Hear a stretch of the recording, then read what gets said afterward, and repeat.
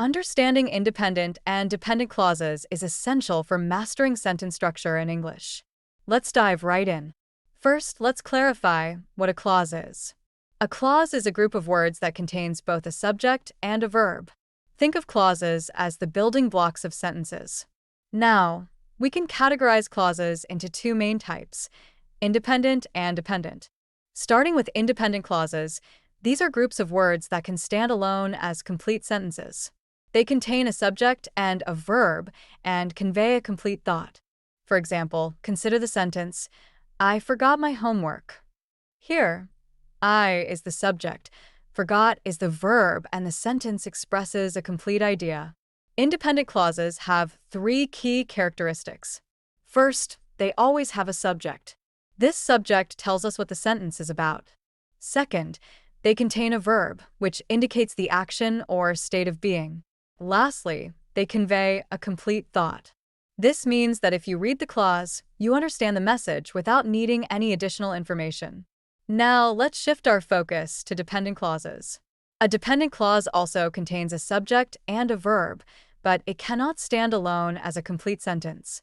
It relies on an independent clause to provide context and meaning. What makes a clause dependent?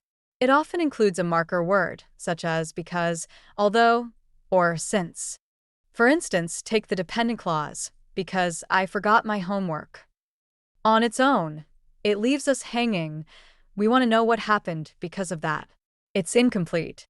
To make it a full thought, we can pair it with an independent clause, because I forgot my homework, I got sent home.